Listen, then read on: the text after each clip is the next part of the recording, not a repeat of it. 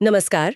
आज हम एक बहुत ही दिलचस्प किताब पर बात करने वाले हैं, एलेक्स बनायान की द थर्ड डोर। हाँ, ये किताब बताती है कि दुनिया के कुछ सबसे कामयाब लोगों ने मतलब एकदम शुरुआत में अपना रास्ता कैसे बनाया। और अक्सर ऐसे तरीकों से जो हम सोच भी नहीं सकते।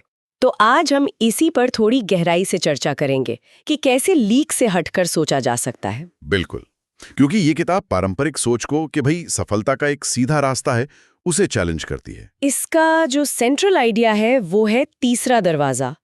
इसे समझाने के लिए बनायान जिंदगी को एक नाइट क्लब की तरह देखते हैं, हाँ, मतलब सोचिए, पहला दरवाजा, मेन दरवाजा, जहां 99% लोग लाइन में लगे हैं, इंतजार कर रहे हैं। फिर है दूसरा दरवाजा, वीआईपी वाला। जहां या तो आपकी पहचान है या आप पहले से ही अंदर के आदमी हैं। लेकिन बनायान कहते हैं हमेशा हमेशा एक तीसरा दरवाजा होता है। अच्छा, ये तीसरा दरवाजा क्या है फिर? ये वो दरवाजा है जिसके लिए आपको लाइन से हटना पड़ता है। मतलब शायद किसी साइड की गली से भागकर जाना पड़े, खिड़की तोड़नी पड़े या किचन के रास्ते अंदर घुसना पड़े। अरे वाह, सुनने में तो बड़ा रोमांचक लग रहा है।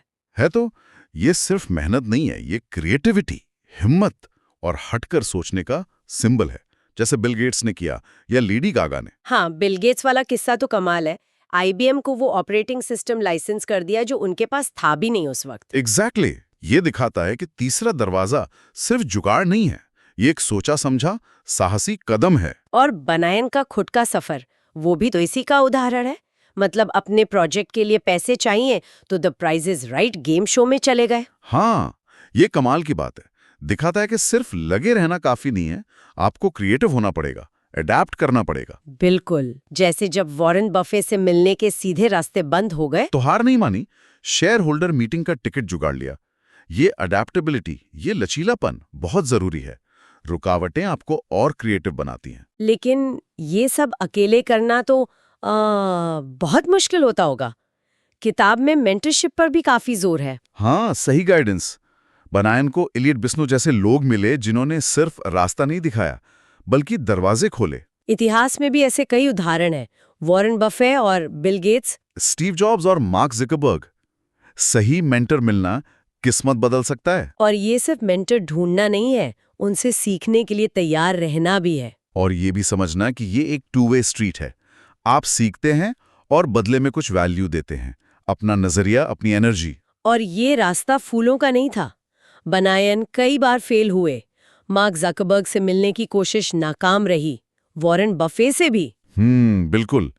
लेकिन यहीं पर वो ग्रोथ माइंडसेट वाली बात आती है। हर असफलता एक सबक बनी। हाँ, किताब यही सिखाती है, फेल होना बुरा नहीं है, फेल होकर सीखना बंद कर देना बुरा है। जैसे ज़करबर्ग वाली गलती से सीखा कि तैयारी कितनी जरूरी है, सही अप्रोच क्या है। वो असफलताएं असल में क्या कहते हैं, सीढ़ियां बन गईं। और ये सारे कनेक्शंस, ये मेंटोरशिप, ये सब टिके थे असली रिश्तों पर। बिल्कुल।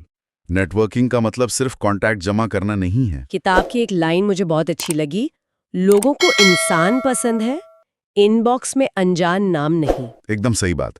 मतलब रिश्तों में ईमानदारी हो, गहराई हो, सिर्फ ये नहीं कि मुझे क्या मिलेगा, बल्कि ये सोचना कि मैं क्या दे सकता हूँ। जब आप दूसरों में सच्ची दिलचस्पी लेते हैं, मदद करते हैं, तो वो रिश्ते ज्यादा मजबूत होते हैं, लंबे चलते हैं। तो कुल मिलाकर इस किताब का सार यही है कि सफलता का कोई फिक्स फॉर्मूला नहीं है। हाँ, कोई एक सीधा रास्ता नहीं है। कभी कभी जो रास्ते सबसे अनदेखे, सबसे अजीब लगते हैं, वही मंजिल तक पहुंचाते हैं। ये उस छिपे हुए तीसरे दरवाजे को ढूंढने की बात है। और फिर उसे खोलने की हिम्मत करने की। हाँ, ये हिम्मत, क्रिएटिविटी, गाइडेंस लेने की इच्छा और फेलियर से सीखने की कला, इन सब का मिक्सचर है। यही चीजें उन लोगों को अलग बनाती हैं जिन्होंने वाकई कुछ हटकर किया है। बिल्कुल। तो जो लोग हमें सुन रहे हैं उनके लिए एक सोचने वाली बात छोड़ जाते हैं।